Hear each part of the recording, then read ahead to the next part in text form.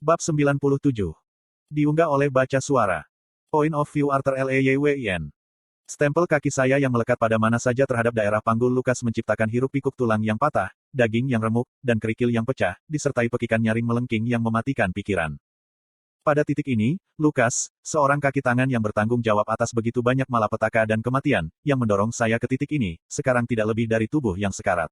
Mulutnya berbusa, dengan hanya bagian putih matanya yang terlihat, saat dia terus bergumam tidak jelas. Aku mengangkat kakiku dari pomace yang berlumuran darah yang berani menyakiti orang-orang yang kukasihi, dan sekali lagi, aku senang tes tertidur karena semua ini. Bencana yang menimpa sudah berakhir. Pelaku yang telah membunuh 3 profesor dan bertanggung jawab atas kematian banyak lagi sekarang terluka parah, perlahan-lahan sekarat. Namun, tidak ada yang bersukacita. Masih ada ketakutan di mata semua orang, kecuali, di mana dulu diarahkan ke Lukas, sekarang diarahkan ke saya. Di tengah-tengah keheningan ini ada ketegangan yang memancar dari semua orang yang hadir, siswa dan staf. Sudah lama sejak saya menerima tatapan seperti ini. Aku menikmatinya saat itu, menyombongkan diriku dengan kekuatanku yang mendominasi, tetapi sekarang, hanya desahan tak berdaya yang keluar dari bibirku. Rasa sakit yang membakar menyebar ke seluruh tubuh saya ketika saya secara paksa dikembalikan dari fase kedua. Rambut saya memendek ketika rambut saya yang panjang dan putih keperakan berubah kembali ke warna rambut pendek yang normal. Tanda yang mengalir di lengan dan punggung saya memudar saat penglihatanku kembali normal, meskipun tegang. Serangan itu memukul saya jauh lebih sedikit saat ini daripada ketika saya melawan Guarder Elderwood. Meskipun aku tidak keluar, aku tidak menggunakan mana dengan sangat efisien. Ketika mencoba membuat pernyataan, saya menggunakan sihir gravitasi yang membuat saya tegang karena, tanpa bantuan kehendak binatang buas saya biasanya tidak akan bisa menggunakannya. Tetap saja, aku hampir tidak bisa menjaga tubuhku agar tidak terguling saat aku mengangkat tanganku untuk memberikan pukulan terakhir, ketika cincin indik yang tiba-tiba memotongku, menarik perhatianku, dan semua orang, perhatian. Penghalang berwarna merah yang mengelilingi sekolah hancur dari atas. Pecahan-pecahan penghalang yang rusak berkibar, mencerminkan semangat konstelasi Aurora, yang hampir mekar penuh, di langit malam, akademi berlumuran darah langsung berubah menjadi pemandangan dari dongeng. Turun di antara hujan berkilauan pecahan penghalang rusak adalah 3 angka. Bahkan sebelum saya bisa melihat identitas mereka, tekanan mengerikan yang mereka pancarkan memberitahu saya siapa mereka sebenarnya. The Lens. Petik 2. Itu, desah tegang, berdeguk melarikan diri dari Lukas. Dengan perhatian saya tertuju pada Lens, saya tidak menyadari dia telah memperoleh cukup kesadaran untuk berbicara. Melihat ke bawah, saya perhatikan mata Lukas tertuju pada di mana Lens berada, dia berbicara lagi, kali ini lebih jelas. Kakak. Bahkan sebelum aku bisa bereaksi terhadap apa yang dia katakan, gelombang cahaya tiba-tiba menghantam dadaku, menyerangku langsung ke menara lonceng dengan kekuatan sedemikian rupa sehingga aku menerobos dinding yang ditegakkan mana, terkubur di bawah puing-puing. Muntah darah, dan apa yang terasa seperti usus saya mencoba menarik diri saya keluar, tetapi rasanya seluruh tubuh saya terpaku pada dinding. Bingung dan bingung, saya mencoba melihat, dengan penglihatan kabur saya, orang yang membaca mantra. Itu adalah salah satu Lens. Aku tidak bisa melihat lebih dari sosoknya yang tidak jelas melalui mataku yang tidak fokus, tetapi sebelum dia bisa menembakkan tembakan yang lain, aku melihat Sylvie melepaskan tembakan ke arahnya. Sylvie, tidak, kamu tidak bisa melawan mereka. Aku memanggilnya, suaraku terdengar lemah bahkan di kepalaku, tapi sudah terlambat. Dia memblokir ledakan itu seperti bola mainan sebelum salah satu lances lainnya menjebak Sylvie dalam kubah es. Meskipun setiap tulang di tubuh saya terasa seperti digergaji menjadi 2 dan kepala saya merasa seolah-olah telah ditusuk berulang kali, saya bisa lebih memahami apa yang terjadi. Dari sosoknya yang melengkung sederhana dan rambut putih panjangnya, Lens yang telah menjebak Sylvie di dalam sangkar es adalah wanita, dan dari penampilannya, Sylvie tidak bisa menghancurkan atau melelehkannya. Terlepas dari posisi saya saat ini, saya merasa lega karena dia hanya dikurung. Tentu saja mengalahkan opsi lain yang bisa dipilih Lens. Sementara itu, Lens yang menyerangku telah berlutut di samping Lukas. Dia tampak cukup muda, mungkin berusia akhir 20-an, dan memandang dengan cermat ke wajahnya, mulai dari hidung tinggi yang menjulang tinggi hingga mata sipitnya, ada kemiripan yang sangat berbeda dengan Lukas. Yang terakhir, jauh lebih tua, Lens tidak membuang waktu untuk mengumpulkan dan mengatur mahasiswa dan profesor yang tersisa. Dia sudah mewawancarai beberapa siswa, mengangguk menanggapi mereka dan memalingkan kepalanya untuk menatapku. Entah karena betapa bingungnya aku, atau betapa cemasnya aku pada Sylvie, aku butuh waktu sampai sekarang untuk menyatukan semuanya, Lukas memanggil, saudara, ke Lens yang menyerangku. Bahkan sebelum aku bisa mengutuk nasib burukku sendiri, Lens yang hanya bisa kuduga sebagai kakak Lukas menyerbu ke arahku ketika tubuhnya mengeluarkan semburan sinar kuning. Kematian tidak cukup untukmu. Melakukan sesuatu yang sangat kejam pada Wickes, pada saudaraku. Dia tidak berbicara dengan keras, pada kenyataannya, itu hampir terdengar tenang, namun suaranya membawa kejernihan yang menakutkan yang terasa seolah-olah dia telah berbicara langsung ke telingaku. Badai listrik mengalir di sekelilingnya, menari seperti ular kobra yang gelisah yang ingin dilepaskan saat dia berjalan ke arahku. Saya mencoba menggerakkan tubuh saya, tetapi setelah beberapa perjuangan putus asa, saya menyadari bahwa saya pada dasarnya telah disalipkan ke dinding oleh apa yang tampak seperti elektromagnetisme. Terlepas dari situasinya, saya tidak bisa tidak memuji jumlah kendali yang ia miliki atas petir. Baginya, tidak perlu berkonsentrasi pada memanipulasi mana menjadi petir seperti yang harus kulakukan. Petir hanya membungkuk dan menari sesuai keinginannya seperti itu adalah anggota tubuh lainnya. Memalingkan pandanganku ke arah Sylvie, yang masih mati-matian berusaha melarikan diri dari sangkar es, dan kembali ke Lens yang berpakaian petir, aku akhirnya menyadari apa yang mampu dilakukan oleh para penyihir inti putih. Byron, kamu tidak boleh menumpangkan tangan padanya, perintah Lens yang lebih tua ketika dia selesai berbicara dengan salah satu profesor. Hah? Byron menoleh ke belakang untuk melihat ke belakang. Bocah itu menyiksa dan mempermalukan saudaraku sebelum membunuhnya, Alfred, dan maksudmu aku tidak akan menyakitinya. Apakah Anda ingin melawan saya juga? Gulungan petir di sekitar Byron menebal, melenyapkan apapun yang mereka sentuh. Bocah itu yang menyelamatkan semua orang di sini dari kakakmu. Dan sejak kapan Anda menumbuhkan cukup banyak rambut pada bola Anda untuk berpikir bahwa Anda bisa menantangku? Pria bernama Alfred itu meludah. Saya menggunakan kesempatan ini untuk mencoba dan beralih kembali ke fase kedua, berharap saya bisa mengumpulkan kekuatan yang cukup untuk setidaknya melarikan diri, tetapi itu tidak berguna. Tubuhku bahkan tidak bisa mengumpulkan mana pada saat ini. Mengalihkan perhatianku pada kedua Lens, aku bisa mengatakan bahwa Byron kelihatan bingung. Namun, apakah itu karena kesombongannya atau keraguannya, dia memilih untuk bertahan. Jangan menguji aku, Alfred. Saya tidak berminat untuk berpartisipasi. Kebodohan dalam kebodohan Anda. Saudaraku meninggal dalam pelukanku, hanya saja aku melakukan apa yang pembunuhnya lakukan padanya. Dia mencambuk kepalanya, menatap balik ke arahku dengan racun murni di matanya.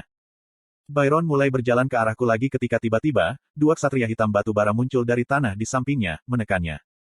Alfred, Byron meraung saat dia berjuang dalam genggaman kedua ksatria yang tampaknya tidak terpengaruh oleh kilat di sekitarnya. Byron tiba-tiba melepaskan gelombang kejut, mengetuk dua ksatria batu sebelum dia menuju Alfred, petir muncul di sekitar tangannya yang rata, mengubahnya menjadi tombak berderak. Alfred telah mengubah seluruh lengan kanannya menjadi tantangan lava yang mengeras, tetapi tepat ketika keduanya akan bertukar pukulan, Lens betina muncul di antara mereka. Cukup, seketika, baik Byron dan Alfred terperangkap di leher mereka dalam peti mati es.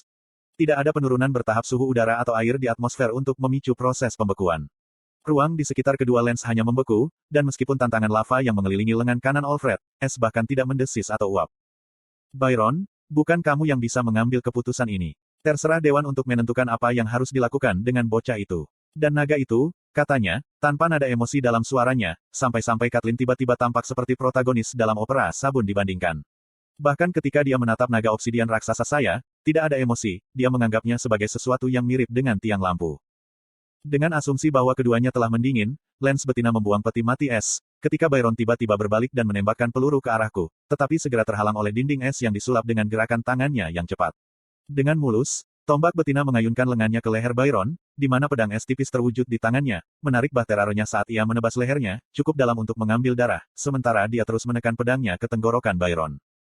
Anda membaca di https://rednovelfullonline.com ****. Pembangkangan tidak akan ditoleransi, katanya singkat ketika es perlahan-lahan menyebar dari ujung pedangnya ke lehernya.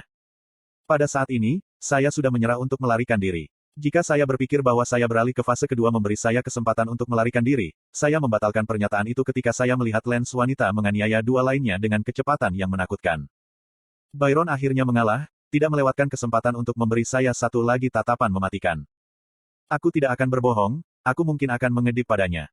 Setelah kurang dari 1 jam, keluarga Lens mengumpulkan cukup informasi dari para saksi untuk mengumpulkan apa yang sebenarnya terjadi. Ini memberi saya hak istimewa untuk tidak termagnetisasi oleh Byron dan, sebaliknya, kaki dan tangan saya diborgol bersama borgol es.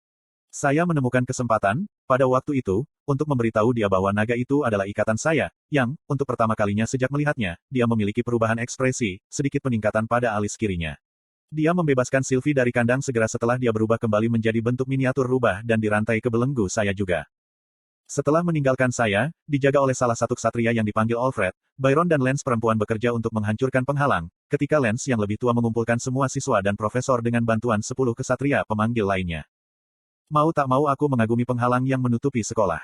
Itu dirancang dengan sangat baik, mengingat bagaimana hal itu memungkinkan akses, tetapi membatasi semua orang untuk kembali keluar. Selain itu, Lens harus memecahkan penghalang terlebih dahulu, yang berarti bahwa kemungkinan besar memiliki batasan siapa yang diizinkan masuk. Tesia, serta semua tawanan lainnya, masih tak sadarkan diri selama cobaan itu. Akhirnya, setelah mereka berdua benar-benar menghancurkan penghalang, tim penyihir yang dikirim oleh Adventurers Guild dan Mages Guild buru-buru pergi ke tempat kejadian, segera menyembuhkan semua yang membutuhkan perhatian segera dan mengambil semua orang yang telah terluka. Fasilitas medis. Itu kekacauan, keluarga para siswa yang terisak-isak terlibat, orang-orang yang kelihatannya seperti reporter dengan giat mencoret-coret buku catatan mereka, dan orang-orang yang berdiri di sekitar semua berkumpul di sekitar gerbang depan akademi, berharap bisa melihat apa yang terjadi dengan lebih baik. Untungnya, kedua guild telah mengambil tindakan pencegahan untuk memastikan bahwa tidak ada yang terlalu dekat dengan akademi di beberapa titik. Ada gerbang yang didirikan di sekitar kampus untuk menjaga siapapun dari trespassing, karena penjaga berseragam ditempatkan setiap beberapa meter. Terpaksa untuk tetap tinggal sampai instruksi lebih lanjut diberikan, saya memastikan untuk tetap dekat dengan lens wanita sehingga Byron tidak memiliki cara meluncurkan serangan cepat ke arahku. Arthur. Aku mencambuk kepalaku untuk menemukan sumber suara yang familiar itu. Setelah beberapa saat melihat-lihat, saya menemukan keluarga saya melambai ke arah saya dari balik gerbang. Bahkan dari kejauhan ini, tatapan keprihatinan tampak jelas terukir di wajah orang tuaku ketika ayahku bahkan mencoba melompati gerbang, hanya untuk dijatuhkan oleh salah satu penjaga. Saya bisa tahu bahwa saudara perempuan saya menangis ketika dia memegangi lengan baju ibu saya. Di sebelahnya adalah Vincent dan Tabitha yang, saya duga, sedang mencari putri mereka. Apakah saya diizinkan untuk berbicara dengan keluarga saya? Aku bertanya pada lens wanita, suaraku terdengar jauh lebih lemah daripada yang aku harapkan. Byron segera menjawab, setelah apa yang kamu lakukan pada saudaraku, kamu pikir kamu memiliki hak untuk membuat permintaan seperti. Wah, aku akan membawamu ke keluargamu, sela Alfred. Saya tidak memiliki kekuatan atau kebebasan di anggota tubuh saya untuk berjalan dengan baik, jadi pemanggilan Alfred harus membawa saya ke sana. Ditahan di atas bahu seperti sekarung beras tidak persis seperti yang saya inginkan untuk tampil di depan orang banyak yang hadir, tetapi saya tidak dalam posisi untuk mengatakan sebaliknya. Ksatria yang dipanggil itu mengejutkanku dengan lembut di depan keluargaku. Alfred berdiri di belakangku, membalikkan punggung, apakah dia melakukan itu karena sopan santun atau karena hati-hati bahwa Byron mungkin menembaki kami berdua dari belakang, aku terus terang tidak perlu tahu. Ada saat hening yang tegang ketika mereka menatapku, tidak dapat menemukan kata-kata yang tepat. Melihat tubuhku, aku mengutuk pelan. Saya telah mengeringkan darah di sekitar mulut dan pakaian saya sejak saya muntah darah, dan kedua kaki saya dicelup dengan warna merah tua. Pakaian saya compang camping dan saya sepucat yang saya rasakan, singkatnya, aku tampak seperti vampir tunawisma yang baru saja berpesta dengan seseorang dan kemudian menari dalam genangan darah mereka. Hai, Bu. Hai Ayah. Hai, Ellie. Saya mencoba tersenyum, tetapi itu tampaknya membuat mereka semakin khawatir. Arthur, sayangku, apa kamu baik-baik saja? Ibuku merentangkan tangannya melalui pagar dan aku mencengkeram tangannya. Nak, apa yang terjadi di sana? Tanya ayahku, khawatir muncul di alisnya yang berkerut. Aku baik-baik saja, Bu. Saya telah melihat hari yang lebih baik, tetapi saya akan baik-baik saja dengan sedikit istirahat. Bahkan saya sendiri tidak tahu segalanya, Ayah. Aku menggelengkan kepalaku, mengencangkan cengkeramanku di tangan ibuku untuk meyakinkannya. Aku mengalihkan pandanganku ke Ellie, yang masih menatapku dengan ekspresi yang tampaknya masih memutuskan apakah akan marah, sedih, atau lega. Mengapa kamu diborgol? Ayahku berbicara lagi, matanya menatap belenggu transparan yang mengikat kaki dan tanganku satu sama lain. Saya tidak tahu bagaimana merespons. Saya tidak ingin memberitahu mereka bahwa saya telah membunuh seseorang dan mungkin akan diselidiki. Ayah saya mungkin mengerti, tetapi saya tidak mau harus mengatakannya di depan ibu dan Ellie. Ketika saya sedang mencari kata-kata untuk menjelaskan dengan benar, saya perhatikan lens perempuan mendekat dengan gulungan terbuka di tangannya. Aku berdiri dengan canggung karena belenggu mengikat kakiku untuk menghadapi lens betina. Tanpa melakukan kontak mata, dia mulai membaca dari gulungan itu. Arthur Lewin, putra Reynold dan Alice Lewin. Dewan telah memutuskan bahwa, karena tindakan kekerasan yang berlebihan baru-baru ini dan keadaan yang tidak meyakinkan yang terlibat, inti mana Anda akan ditahan, gelar Anda sebagai seorang penyihir akan dilucuti, dan Anda akan dipenjara hingga penilaian lebih lanjut. Petik 2. Suara berkerut saat dia menggulung gulungan komunikasi menggema di benakku, jelas terdengar meskipun kerumunan besar berkumpul di sekitar saya. Dia akhirnya mendongak untuk menemui tatapanku. Petik 2. Efektif dengan segera.